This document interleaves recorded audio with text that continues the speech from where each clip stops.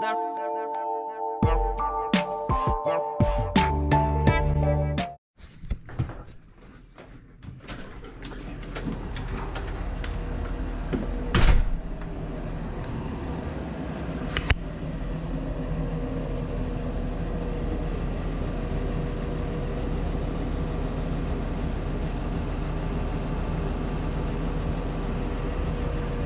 guys, so what's up? Just finished washing, waxing, polishing, whatever you want to call it, the Palazzo. And I just wanted to show it off before I put it away in the barn. That's the only way I can really keep it clean. Put it back in the garage when I get done cleaning it. But y'all check this out. It's shiny. It's awesome. Look at that right there. It's good stuff. She's shiny.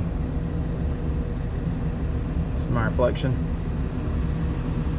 This motorhome is 2014 model. We got it at the beginning of 2014, so 7 years. 7 years old. Thor Motor Coach product. And I just wanted to show you guys how well this thing cleans up. And if you take care of one, that's what it's all about. Taking care of it. I'm sporting some spikes. I went with the black look on the steel rims. I took off the simulators and I went with some spikes. Look pretty cool. Kind of matches the whole black theme. But owning a motorhome's no joke, guys. It's you have to take care of them. You have to work on them all the time. It's a constant process to take care of one of these beasts. There's always going to be something to do, and in fact I've got to change the oil next. That's going to be the next thing I'm going to do, is change the oil filters. I do all the maintenance myself. I just put brand new tires on it last year, and I decided to go with the Michelin XCEs on the front, 22.5 inch trailer tires. Those tires right there, they were $500 a piece, guys. Let me tell you, there's always something. Tires on the motorhome are going to age out. They're not going to wear out. So especially with steer tires, you want a good, just like the truckers say, you want a really good, you want to watch your steer tires, you want a good tire on the front. So I put the best. In fact, the guy told me at the tire place, Michelin's, or for this Michelin XCEs were the best tires money could buy. And I went with the Falcons on the rear. I went with the Falcons because it was recommended by some folks in some RV groups, and I really like the Falcons. I tried the Falcons on the front, and they didn't work out too good for me, so I just went with Michelin's on the front. But she's pretty. She's shiny. Go around the back here.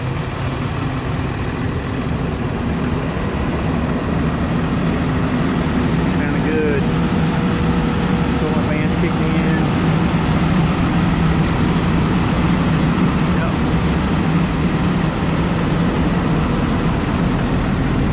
Go around the other side over here and check it out. She's shiny. Love a shiny motorhome. Love it to death. It's a lot of work, guys, to take care of these things. So if you ever decide to get a motorhome, two things are constant. Number one, appreciation. Number two, maintenance. There's always going to be something you have to work on. There's always going to be something you have to fix. And there's always cleaning. It's a never-ending process. It's almost like a marriage. And I even have to replace this window right here. I got Thor Motor Coach to send me a new one, and I have it in the barn. I just haven't replaced it yet. I'm going to wait until my absolute last possible minute to replace this window, because it is a pain in the neck to replace. You've got to replace the entire window. So I've got the entire window in the barn in a box under a blanket, and I'm just holding out as long as I can. but I've got it. Again, it's always something to work on. Never gonna have any lack of maintenance on the motorhome, guys, let me tell you. If you decide to go with an RV, you decide to go with a motorhome, I don't care if it's a diesel pusher, class A gas job, it's gonna be a constant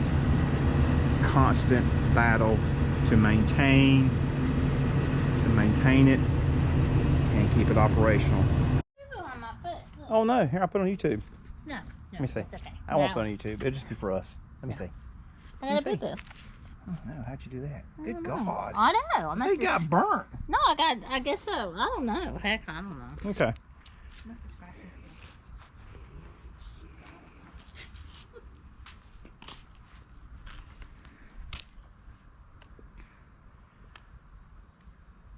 So that right there is what you need if you own a motorhome or an RV. Ain't that right? Yes, that is correct.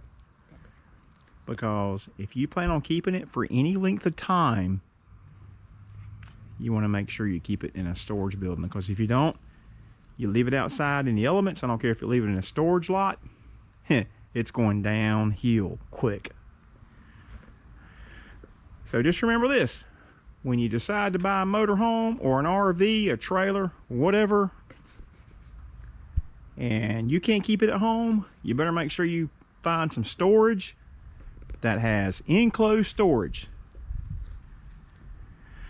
Because I don't care what kind of motorhome it is, $1 million motorhome or a $100,000 motorhome or a $20,000 travel trailer, if you leave it outside under that, it's going downhill quick. It won't last no time. So this is where I put the Palazzo. It goes in the storage building and it stays new. The roof is in good shape. The paint's in good shape. I mean, for all intents and purposes, it pretty much looks like a brand new motorhome. It looks better than a new motorhome because I've kept it inside since the day I bought it. Actually, since the day I picked it up from the factory in Elkhart, Indiana. Check this out, guys. Yeah.